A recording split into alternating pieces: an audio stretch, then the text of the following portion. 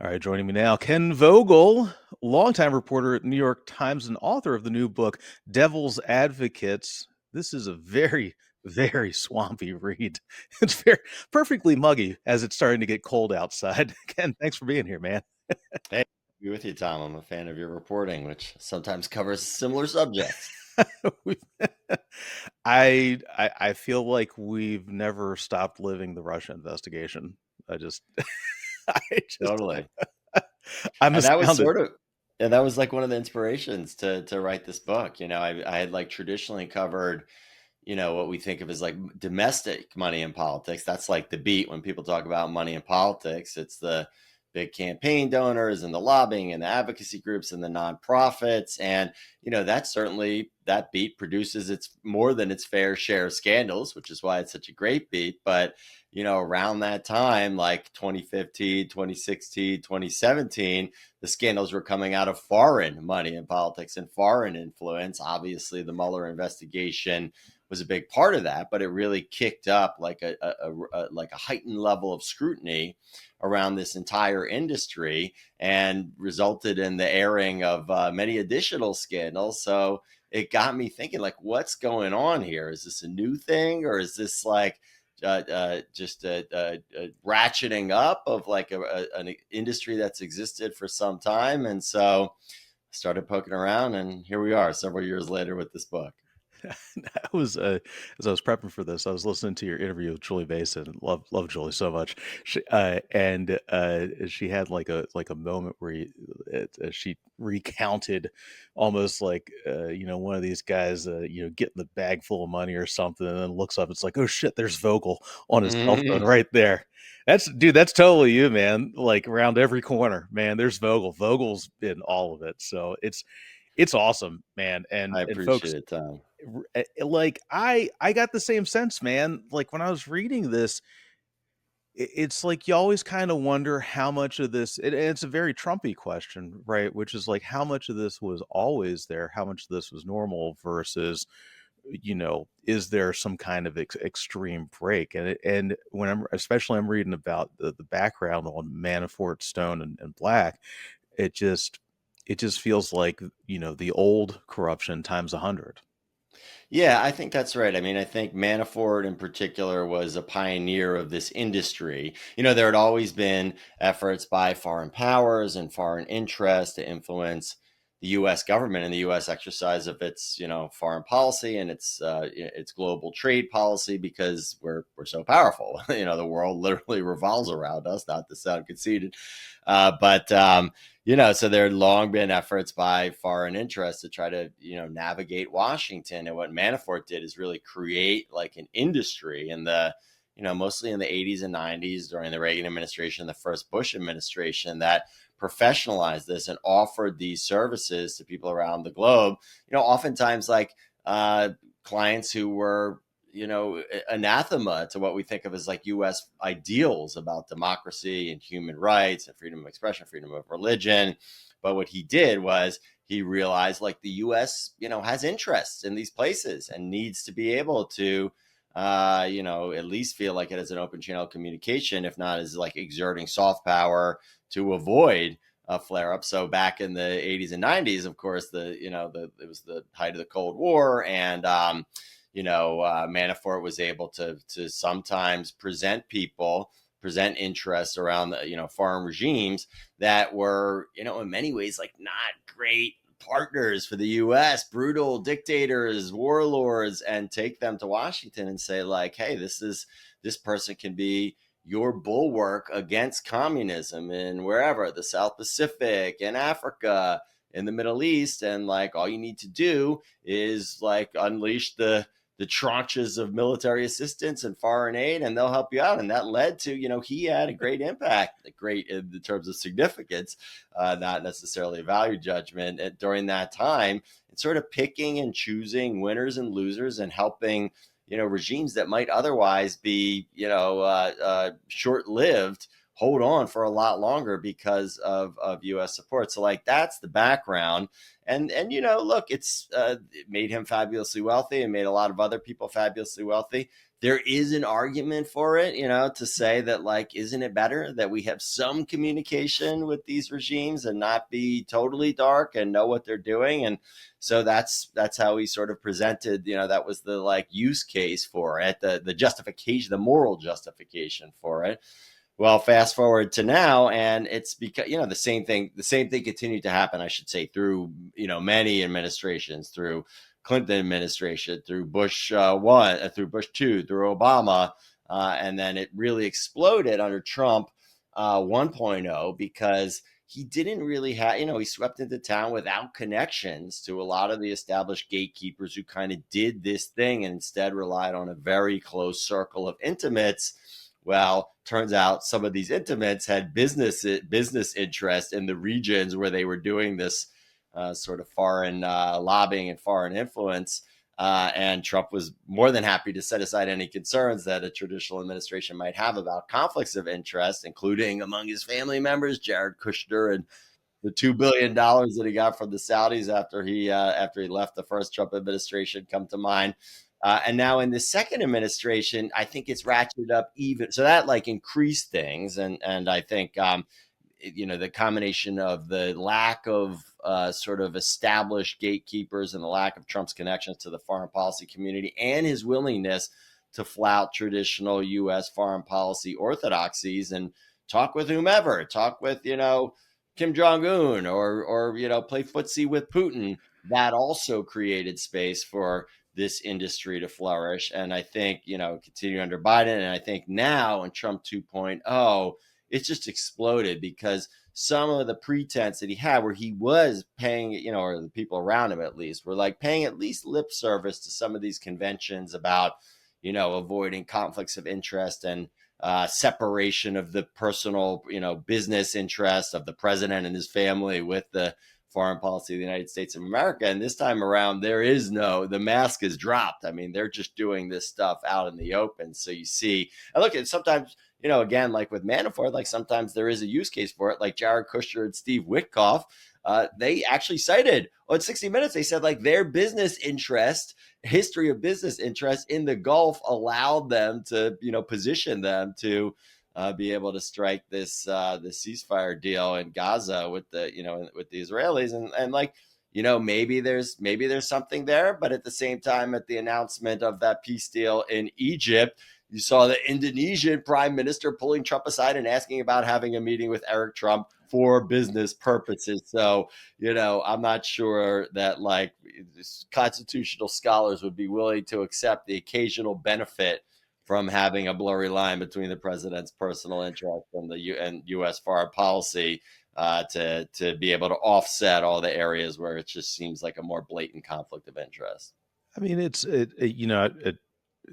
the first Trump term, and you've noted this in previous interviews about how the Democrats really used to focus on this a good bit, not least of which are Maryland Democrats, Elijah Cummings when he was still around, and of course Jamie Raskin, longtime right here in suburban D.C. Maryland Democrat, and to me, just as a reporter, it was always astounding that business was conducted at the hotel named for the president, owned the president's property, that you had to, in order to find out what was going on, you had to go pay $25 for hanging bacon. $25. I always felt terrible for these for the MAGA tourists who would come there and pay like $500 for a room, and I'm like, can I just expense your beer? I like seriously, guys, like there's no reason you should be paying this much. Like The bacon was good, though. I'll say they did a that's nice right. job. They did. They did, Uh I just it was always astounding to me. I used to tell folks, I was like, I wouldn't go eat at like if Obama bought Ben's Chili Bowl and like Mhm. made it into like some fruit restaurant, like, and you had to go do that to do the reporting. It was always very stunning to me, but now it's just it's like there's no limit on it. It's just I don't even know if accepted is the right word. It just happens, and there's very little there's no recourse for it. Yeah, I mean that brings up two things in my mind. Number one is the scale of that. I think there was a valid argument. Obviously, it wasn't valid enough for the courts, but that was a violation of the emoluments clause of the Constitution.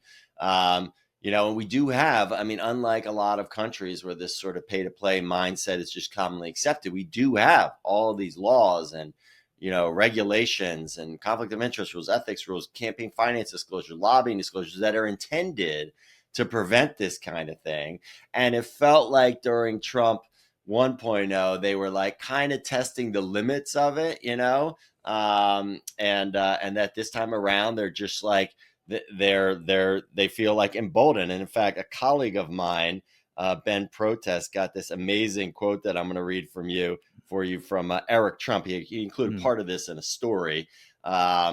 Where he sort of asked Eric Trump about this. Like, it seems like you guys are like much more aggressive this time around.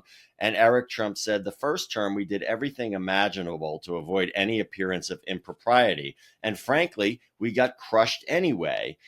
He said that the presidency had cost the family, quote, an absolute fortune the first time around. And that, quote, we can't just sit out in perpetuity. And I won't, he added. I'm not in government. I'm in private practice. So right there, you see the mindset that, they feel like they made sacrifices and it wasn't worth it. They still got, as he put it, crushed.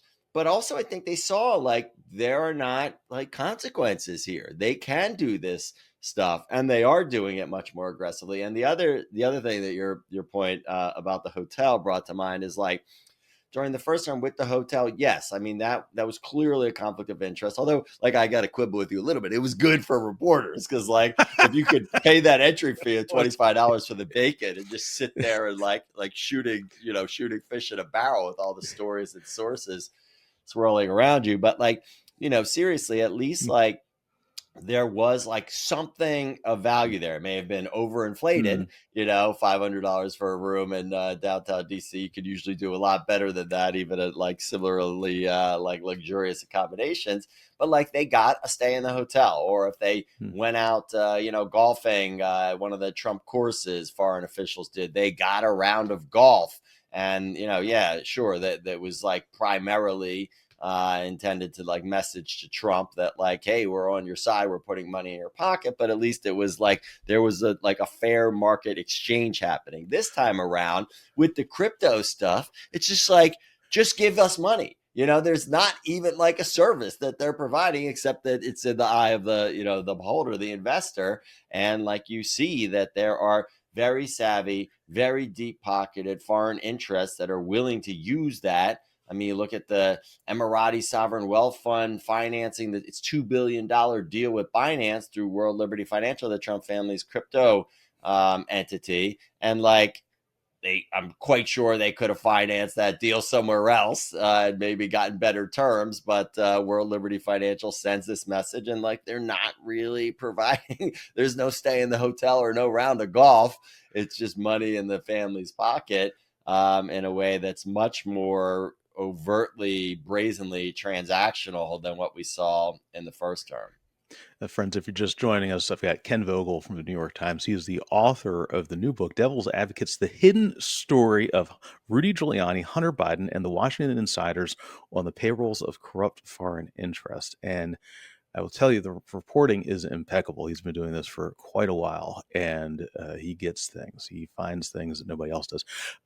Real quick, make sure to like, share, and subscribe. Support independent journalism, guys. Need your help to do this, and keep on bringing on good folks like Ken. Ken, I just like there's so many times where I've just flummoxed in the last 9 months or so. It's been about 9 months at this point, which is astounding in itself that we're still standing in this. Um, but I should also note, I mean, and this is what this is the mark of a truly quality reporter, is like you take no prisoners here, and you really point out in the book that for as you know, overt as Trump and his family and his attaches, people like Giuliani and Manafort, are about this, Joe Biden and Hunter Biden were like almost as overt.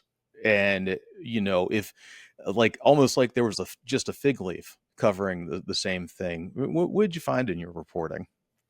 Yeah, I mean, I would draw like a couple distinctions. Mm. First of all, I think that Joe Biden was definitely like aware of what Hunter Biden was doing. In fact, I have a nugget in my book where Joe would, I mean, we now know from Devin Archer's testimony and media appearances that the Joe Biden at various times during his vice presidency would call Hunter Biden while he was with his foreign business partners and or foreign clients, and would put them on speakerphone. And so like there's some signaling there for sure. And what I report is that one of the things that he would often say to Hunter's business partners is, you do a favor for me, Joe, you're a friend. You do a favor for my son, Hunter, you're a friend for life. So like it's more than just like subtle. Like he knows what he's doing there. Now, whether he knows the specifics and whether he is actively involved in the business, like Donald Trump as president clearly is, I think there's not as much evidence of that. However, his foreign policy portfolio definitely did overlap with Hunter Biden's foreign business in ways that created like real concerns among career, diplomats, foreign service officers, civil servants in the State Department, in the White House, about like how this was compromising U.S. foreign policy interests. And I get into like a couple specific examples that I'm happy to talk about. But the other thing that I want to address is like, you're saying the similarities here with like the Trump kids. And I do think there are. And I do think that Democratic efforts to like minimize what Hunter Biden was doing or trying to do kind of ring hollow. They're like, oh, he, a few $1 million, and it is more than $10 million that he accepted over, it all told from the various foreign business partners, and that does pale in comparison to what the Trump kids are doing currently. That said, it's not for lack of ambition. Hunter Biden clearly was trying to make deals that were far bigger. And in fact, I write about one in particular in Romania, where he's bringing together a Romanian business associate with Chinese business partners. And he is seeking like a $500 million investment by the Chinese in some land that the Romanian business partner owned. And Hunter, would be a part owner of the resulting project. So like, when you start talking about, people say like, oh, it's 6 figures. No, it's 7 figures. It's 8 figures. No, we're talking about 9 figures and like mid to high 9 figures. So it's not nothing. And it's also true that like his circumstances were quite different. I mean, he was struggling with addiction, and his life was sort of spiraling, and maybe he didn't have the best judgment, and maybe he needed money. And maybe that was part of that sort of precarious personal situation, and his personal struggles is part of why he wasn't able to execute these huge deals. But it wasn't for lack of trying. He was definitely trying. I just like it is, it reminds me of like with the budget and tax people would always say it's, a million here, a million there. I'm going to tweak it a little bit. Pretty soon you got a real scandal. Right. Yeah. And I mean, look, again, I mean, I wish like people, ask, this is like a common thing now. I'm sure you probably saw it with your book as well, that like people are like, why didn't you report this? Is old. Why didn't you report this at the time?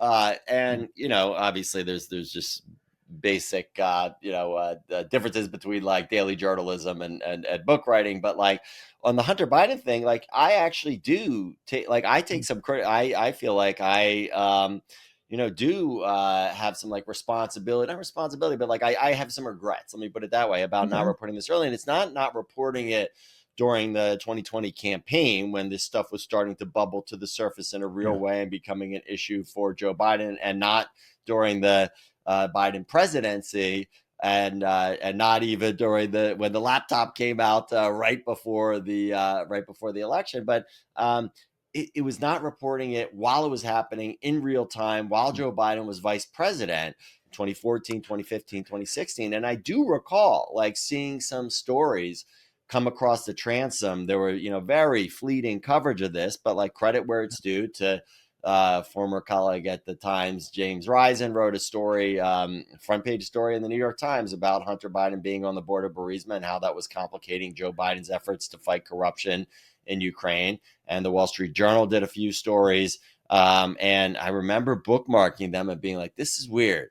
I got to come back to this. But just the nature of the news cycle, which, by the way, wasn't even as crazy as it is, anywhere near as crazy as it is now, but certainly was still felt crazy at the time, and I'm reporting on, dark money and the Koch brothers and the Democracy Alliance and George Soros. This is like the first real cycle after Citizens United, when this type of money was really heating up. I'm reporting on the Clinton Foundation. So like, I'm reporting on scandals, including scandals that involve foreign money, like with the Clinton Foundation, and it just didn't rise to the level. And so it didn't rise to the level like my sort of radar. And so, yeah, I do regret not having Mm. dug into like this Hunter Biden's foreign influence peddling while it was happening. Yeah, it's hard too because I mean you don't know what's going to matter the most, and I'll it was a Peter Schwartz, the one who wrote the big Clinton Peter cast Schweitzer, book. yeah. Yeah, Schweitzer. Yeah, and like there were a lot of, and I mean, it's just like any political oppo, and I'm not going to blame oppo people for this. That's not their job. It's our job to sift through it and get it correct. But there were a lot of holes in it too. They kind of had at that point in things there was a credibility problem. And, I mean, I just remember in the 2020 election when, like, Rick Grinnell would lose his mind.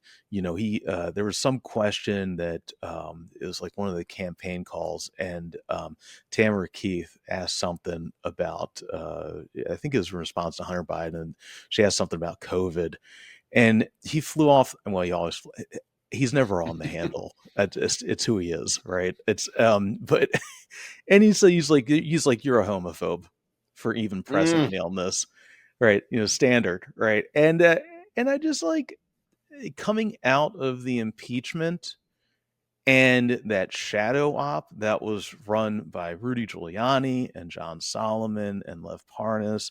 And I think of it's so funny, right? It feels like antiquities with the guy from Stranger Things who was playing Igor Fruman on Saturday Night Live.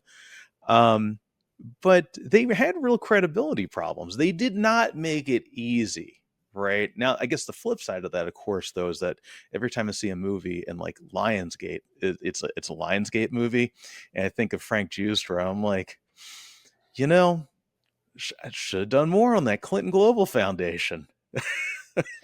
Yeah, I mean, and this is a dynamic that, right, it applies across stories, and I think it's a tricky one for the media because, like, there are bad faith actors who are trying to twist and contort, like the germs of stories, like and oftentimes, most of the time, there's something there, but they're just taking it and sort of, connecting dots that don't connect and making it into like a conspiracy theory, like before the journalists can really dig into it and figure out what's there. And they kind of like taint it and make it like difficult for journalists to dive in because once it sort of enters that conspiracy realm, then if you go near it, you're like carrying the water of the people, the bad faith actors who are pushing the conspiracy. This was certainly true, with the laptop, which again there was like good like information in there that could be used on the Hunter Biden laptop to like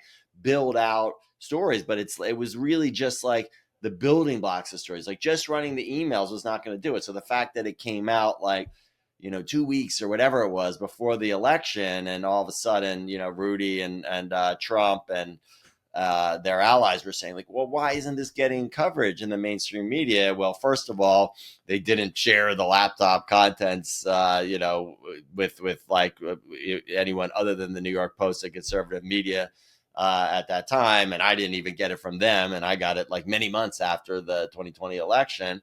And second of all, to your point, like they had already like sort of tainted this area of reporting, in a way that made it hard to separate fact from fiction, and also exacted, or rather allowed Democrats to exact like a cost on reporters who would go near it. They would be accused of carrying the water of Rudy Giuliani, or worse, running a Russian disinformation operation. I certainly, got some of that criticism for some of my coverage of Hunter Biden in the Times way back before the laptop. In like May of 2019 was when I first wrote about, Hunter and Burisma in the Times. And I tried to maybe I did too much in a single story, but I tried to write about it in the context of like, look, there's some there. Here's what we know. Here's some new information. And also, Rudy Giuliani and Trump are contorting this and using it as a political cudgel to try to take down Joe Biden, who was then emerging as a candidate, and probably a favorite candidate in the Democratic presidential primary that year. And so,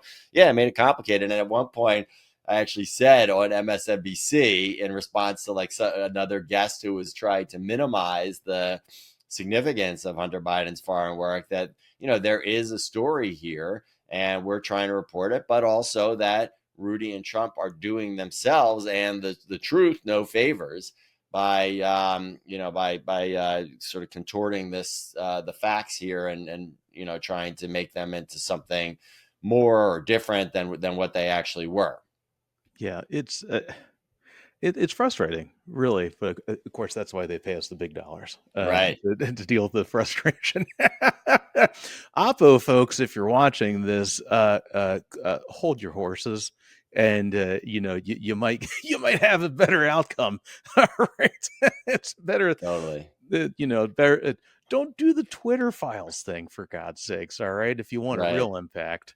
Um, Guys, if you're just joining us, I got Ken Vogel from the New York Times here, longtime reporter on money, influence, lobbyist. In his new book, as Devil's Advocates, I have to keep referring to it as a very long subtitle. I wanted Mm. to just stop at Devil's Advocates, but we have the hidden story of Rudy Giuliani, Hunter Biden, and the Washington insiders on the payrolls of corrupt foreign interest. And do make sure to like, share, and subscribe. I thought it was interesting that you he's almost your a protagonist in this book, and someone that if you're not in this world, you probably never heard of him before, but very influential and became very influential. Robert Stryk. Who is Robert Stryk? Yeah, he's a good example of what I was referring to at the dawn of the first Trump administration, where Trump came into office and he didn't have this like coterie of traditional Washington professionals around him. So suddenly there's this vacuum where there are clients of all stripes, not just foreign clients, domestic clients as well, who were like, oh my God, like this like, disruptor is suddenly like entering the presidency, and we have no channels of communication into his team, and we don't know anything about his policies towards our given area, which could be quite significant in determining our future. So anyone who could like credibly claim any kind of ties to Trump suddenly was an extremely hot commodity. And we saw a number of folks who had not really had a presence in Washington suddenly become really sought after, well paid, liaisons, lobbyists, consultants, to try to help very deep pocketed influential interests figure out like what's going on and try to navigate Trump's Washington. And Robert Stryk was one of those. He had been sort of like a low level defense procurement lobbyist during the Bush administration. He had some ties to like young Republicans, but was like no one's idea of like, Haley Barbour or anything like that. And so when Obama came in, he basically left Washington and did a bunch of random things around the country, including owning a winery in Oregon and trying to start a security guard business. None particularly successfully. And then when Trump came in, he had worked as sort of like an informal advisor to Corey Lewandowski, the former campaign manager, and others in the Trump world, Stuart Jolly, another early Trump campaign staffer. So he had some connections, like real connections to real people in Trump world.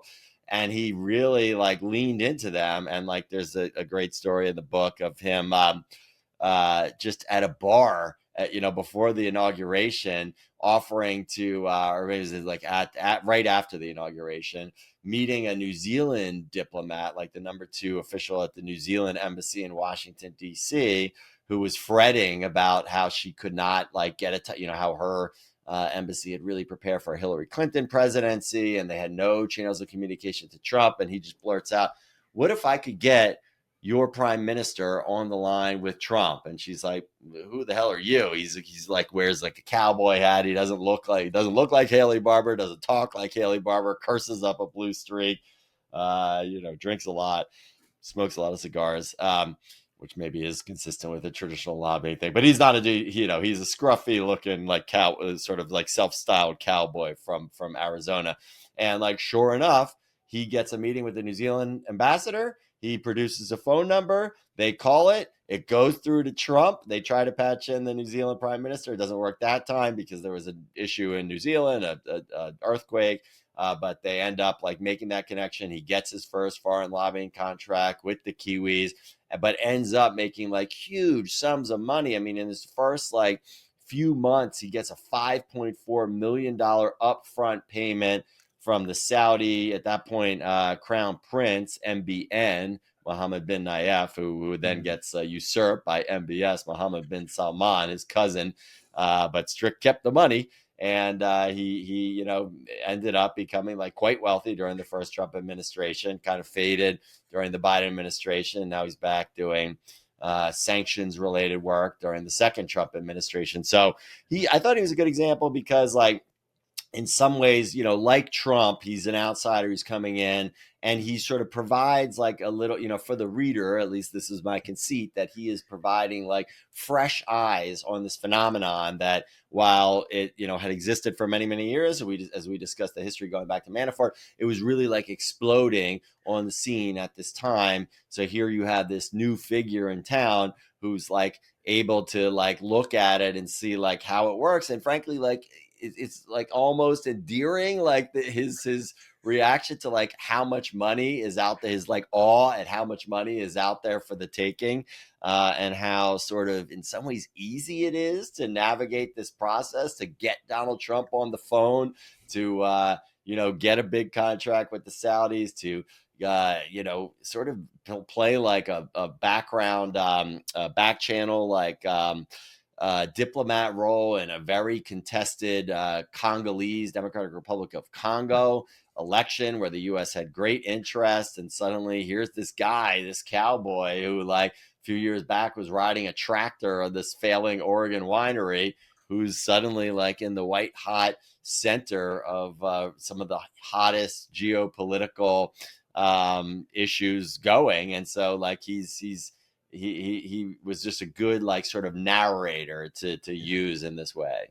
Yeah, the our Chancey Gardner of the Trump administration too. Exactly. Forrest Gump, another analogy. But he also like he did this on his own, but he also like partners with Rudy Giuliani at Mm. one point, and that's the intro to the book is him bringing Giuliani to Bahrain to meet his Bahraini royal clients, and Giuliani ends up getting a big contract out of it. And Giuliani, as we discussed, was like quite central to this sort of rogue foreign policy, shadow foreign policy that really colored the Trump administration in some ways, with disastrous consequences for Rudy and Trump, but nonetheless with a lot of money at stake and a lot of like lucrative contracts in the interim between the rise and the fall.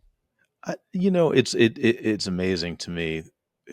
So I look at all this, and my feed is filled with the algorithm has deemed me a prime target for Hunter Biden interviews these days Right. since he's on his whatever this tour is, Yeah. um, and he talks with anybody.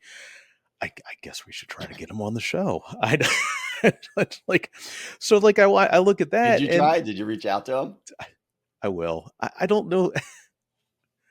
To be honest with you, I'd rather learn something. I'd rather have you on than I mean, I'm sure Hunter Biden would get clicks and it's interesting, but I'd rather our viewers, our community, like actually grab something from this. And I should note too. One of the things that Vogel, you're so good, and folks, pick this up because one of the ways I've always thought that folks get away with this is by being complicated, by being in places that we've never heard of, about people that we've never heard of. And, going back to Robert Stryk as a narrative device here, you do a really good job of knitting it together, the continuity of it, which is, I mean, you hear people refer, offhand to the swamp, capital T, capital S. And well, this is it, right? Like, this is like, okay, rather than telling, this is showing. And, you do a really good job of holding it together with everything, which is a tough thing to do in this, on that beat right there. Thank you. Yeah, I appreciate that. I mean, it's yeah, there's like different ways to go about a book like this that's covering like a theme as opposed to a person, and you could do like a cast of characters, but if they don't really like intersect, then it sort of reads as like a disjointed like series of magazine articles as opposed to a book. So the goal here was to find characters who intersected in various ways, either working on similar issues or working together, and also like sort of span the period of time that I'm looking at, which is the development of this foreign influence industry from like the 80s through now. So between Manafort and Rudy and Tony Podesta and Strick, I feel like I kind of covered the landscape in a way that hopefully, like, my goal was to write it in a way that like had some elements of like espionage, spy, thriller to it, but also like a real behind the scenes of the smoky back room, and some elements of humor, because like these are human beings, and in Strick's case is sort of a flashy character, and we got some some sort of humorous scenes with him and Giuliani and the Bahrainis and others that hopefully bring it to life for the reader. How do I never understood this for the life of me, why the Trump people were so sensitive about being connected with Manafort, because, clearly that still is the case. It never ended.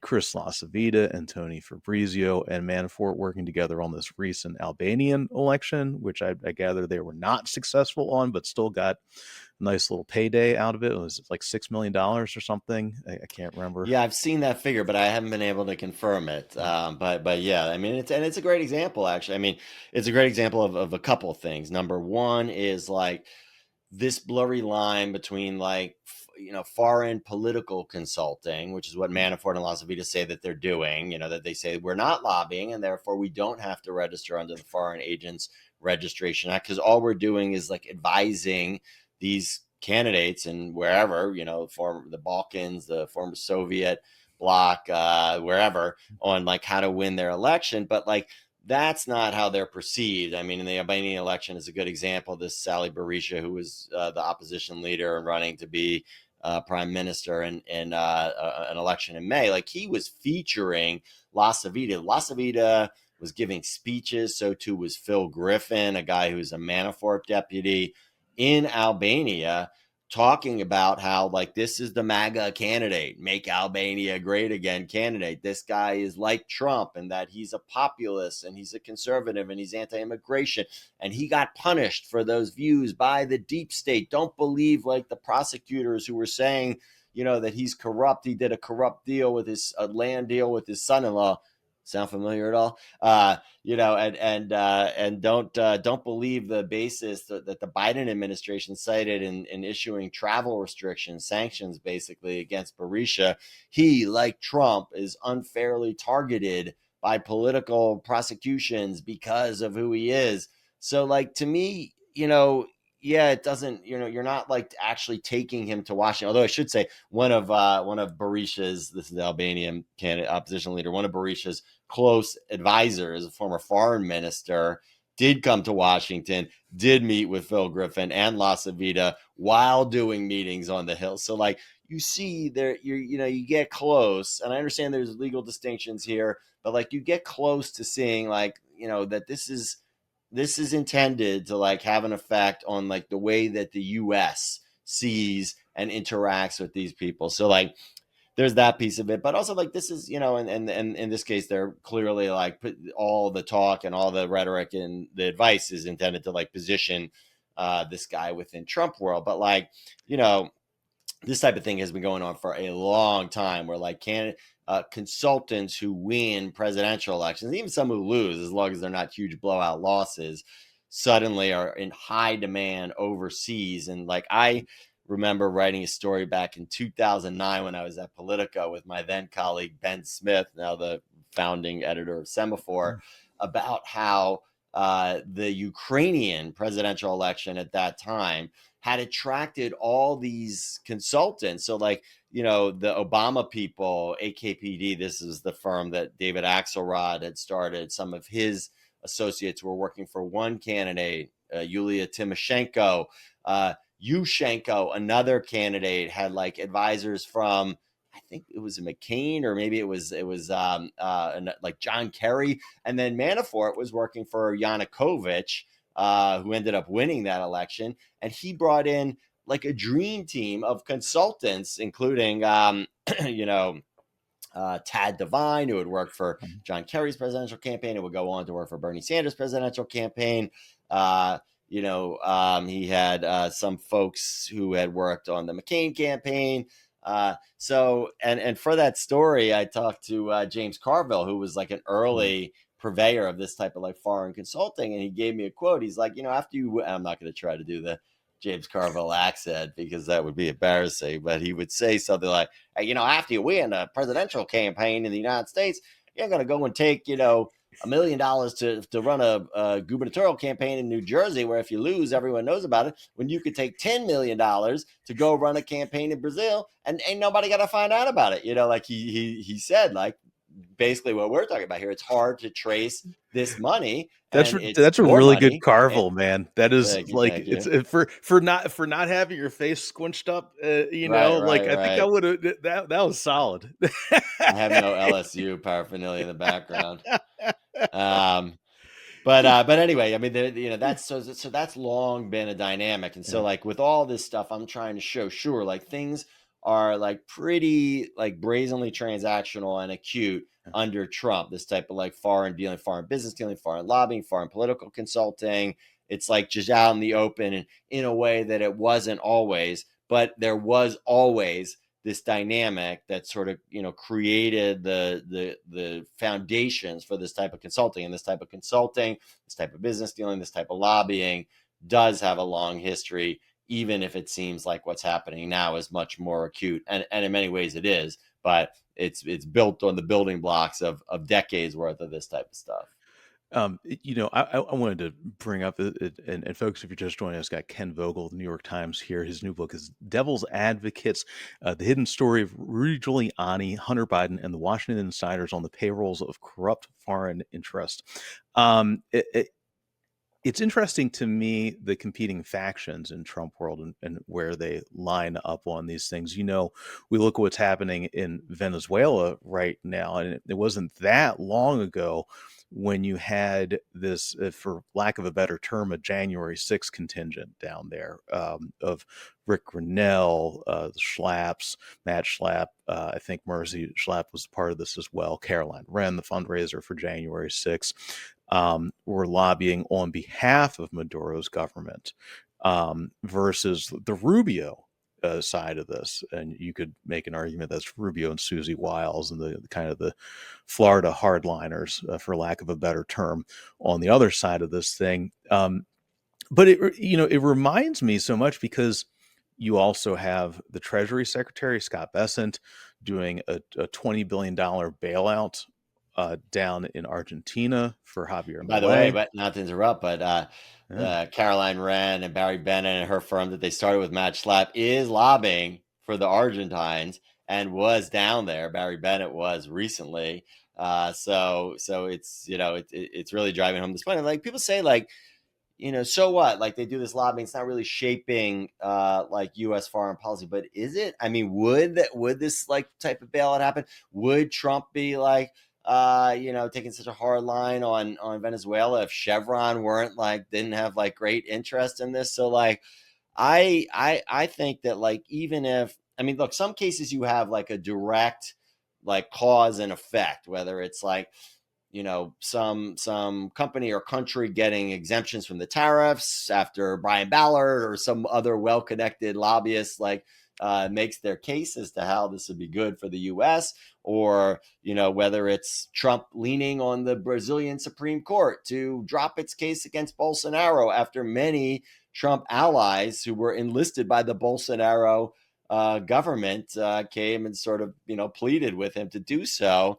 But in other cases, it's like subtle, and you don't know. And there's a number of factors that play into like the Trump administration stances you just laid out on Venezuela, and there's competing factions within the Trump administration and the Trump orbit on Venezuela. So you don't always know. But like, to brush this off as like, this is like foreign interests like throwing money at Americans with like just some like vague like hope that maybe it will influence things, but not really getting their money's worth, I think is naive. I think that this does sort of shape some of this stuff, even if it's only at the margins. But the margins, like when you're talking about, tariffs or sanctions that like could affect like multi-billion-dollar industries, the margins are profitable. Like there's money in the margins, and so that's sort of part of my thinking, and it's also part of the challenge. I mean, to do this type of reporting, it's like very rare. It's a little less rare under the Trump administration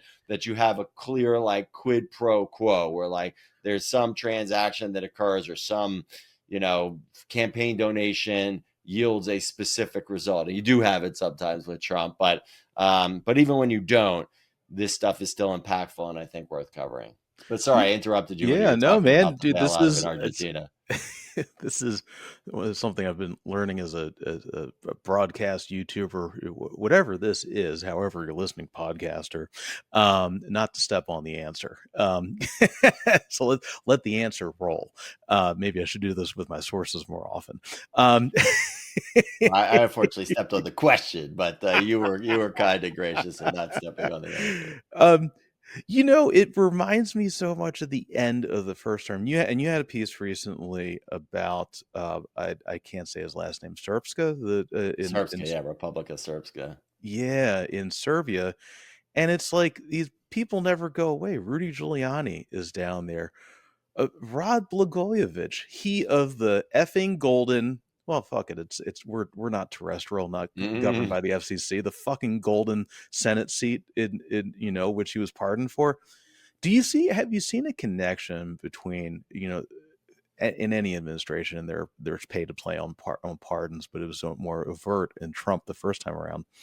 Have you seen a connection there with these get out of jail free cards and then this lobbying?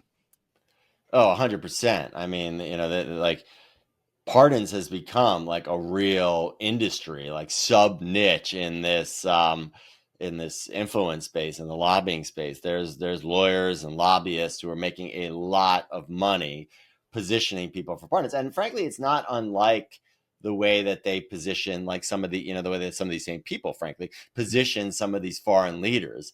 Like I was talking about the Sally Berisha Albania thing. The same is actually true with the Srpska example, where they're like, this guy, like you, Mr. President, this foreign politician or this pardon seeker was like unfairly punished. So they understand what it's like to be like that. And so there's the grievance element of it and appealing to Trump for a pardon or whatever. And then there's also the ego element. Like you have persevered and you have shown like a desire to like dismantle the weaponization apparatus within the deep state. And I am a part of that. I am a victim of that. So there's like the flattering of the ego. Interestingly, in the Serbsky example, I didn't get this into my story, but they also, as part of their flattery sort of plank in the platform, had offered to, or I think maybe even indicated that they would nominate Trump for the Nobel Prize. So that's another piece, another arrow in the quiver of flattery of Trump. But when the pardons, so they hire, they hire the lawyers and lobbyists and people with ties to Trump, and they go to, they try to get it before the president. I mean, in one case that I wrote about for the Times, there was a woman whose son had been convicted of like tax crimes related to this nursing home business and was like about to go to jail. But he hadn't been sentenced yet. He was awaiting sentencing, and she goes in and gives $1 million to MAGA Inc., the Trump super PAC, and gets to a dinner at Mar-a-Lago. That buys her a dinner at Mar-a-Lago with the president, a candlelight dinner, and she overtly lobbies for her son to get a pardon. A few days later, he gets the pardon from Trump, doesn't go to jail, doesn't have to pay. I think it was like $10 million in restitution, which is like, that's for victims. So this is not like, these pardons are not like a victimless, mercy grant, I guess. There are people here who are like getting shafted as a result of this, frankly, like pay to play pardon system. So, yeah, and I think there is overlap with what I read about in the book, which is a foreign influence industry, because like some of these same arguments are being made on behalf of foreign entities. There's this guy Roger Ver, who the DOJ, he was early crypto guy. His nickname was Bitcoin Jesus because he was an early Bitcoin guy, and he fled the country, renounced his citizenship, and did not like pay the expatriation taxes, also like 8 figures worth. So he's been convicted of this, and is trying to get the DOJ to either get Trump to pardon him or get the DOJ to drop the case. He hires Roger Stone, he hires Brian Ballard, and DOJ just recently, this month, I think, dropped the case against him. Well, they reached a settlement, so he ended up paying a good bit of money. I think it was like $60 million, if memory serves. I mean, it's 50 million. Anyway, so he pays it, but it's the same exact blueprint. Like, I've been like, targeted because of my support for you, President Trump, and cryptocurrency, something that is quite central to your business model now.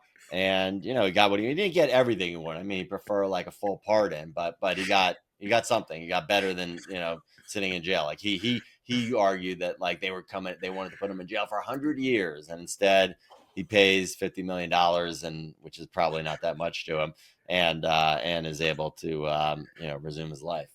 I mean, my lesson from this is that he could have supplicated harder. Right. Yeah, and some of it, it's like, Trump will give like a commutation, like he did to George Santos, which is another interesting one that I'd like to do some reporting on, or I'm doing some reporting on. But he commuted the sentence, so he gets out of jail. He has to, he doesn't have to pay back. I think he owed like 300 some odd $1,000 in restitution and fines. Not Mhm. nothing, but Yeah. but it's not the full pardon. So he still has the conviction on his record. And like sometimes Trump will like come back and then do the commutation first, and then the full pardon. He did that with Roger Stone. He did that with Rod Blagojevich. Yeah, there's the pardon. To me, the pardon racket, the pardon industry is like among the most interesting, because it's one of those, there's like very few sort of unfettered presidential powers. Like a lot of these things are checked by Congress, or there's other parts of the administration that have to weigh in when it comes to sanctions. But like a pardon, it's literally just a wave of the wand, by the president, and there's like nothing anyone could do. And he doesn't even, I mean, he can just say, and in many cases he has said, like he did with Santos, who he called like a total liar just a few months ago. But he said, he just says like, this guy's a supporter of mine, and I think that like he deserves a pardon, and like that's good enough in the eyes of the law. So to me, that's a fascinating one that really warrants additional scrutiny. It's didn't I think I saw it. Is it Neil McCabe, the pardon attorney?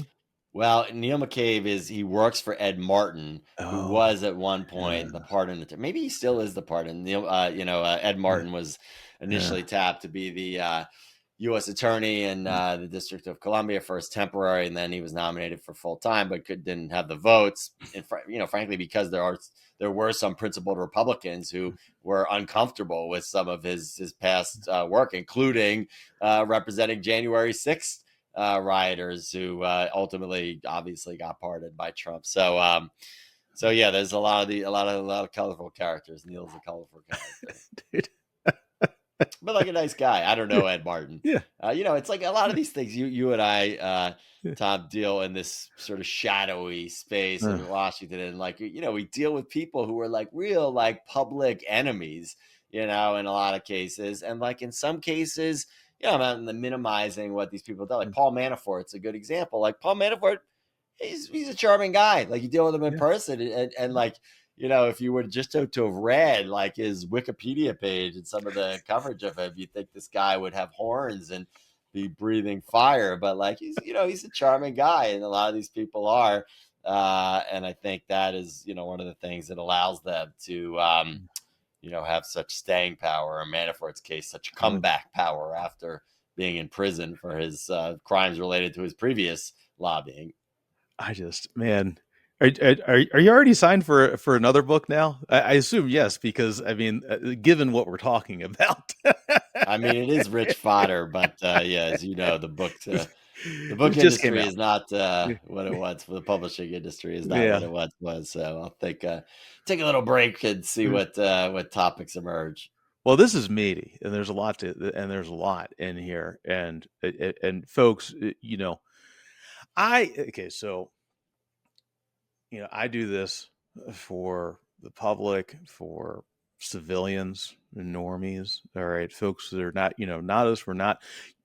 We're in the trenches, so you don't have to be. And I'm with my family who don't, they're not intimately following all of this stuff, and this is important because it's you could refer to anything offhand that you don't like, and God knows politicians of all parties do this constantly as the swamp or capital C corruption or whatever. Or you could have the information. This is the information. I mean, this thing is a tome, okay, and I would do too. It's an important part of our where we are in this moment in American history, because it does feel to me like we're not like we're not Puritans in this country, at least not anymore. But it does feel like a level of corruption unseen in at least the post-war era, and I don't. I'm shocked. I just perpetually am shocked by it, and because we have this information here, I'm pointing to the book cover off screen, which is over here. Dude, Vogel, thanks, brother. It's a great read, guys. Get it? It's called Devil's Advocates: The Hidden Story of Rudy Giuliani, Hunter Biden, and the Washington Insiders on the Payrolls of Corrupt Foreign Interest. And Vogel, aside from heading over to the New York Times, where else? Where can we find you? Do you have any events coming up? You got any book events coming up? I don't. I'm just doing the media rounds, Okay. doing the podcast. If the folks as gracious as yourself will allow me to come on and TV and stuff, I did. I might do like a reading in New York, but not yet finalized. Oh, one in Boston as well, but not yet Oh, good. finalized. But I'll push it out on Twitter where I'm at Ken Vogel. Sorry, X.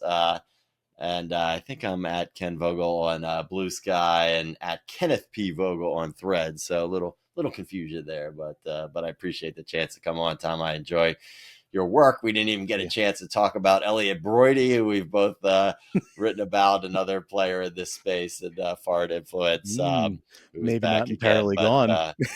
yeah. But anyway, I definitely appreciate your work and appreciate Thank the you. chance to come on and talk Same, about my brother. work. Same. Hell yeah. Guys, go get the book called Devil's Advocates by Ken Vogel. Ken, thanks, man. Appreciate your time. All right, babe. We'll see you. Take care.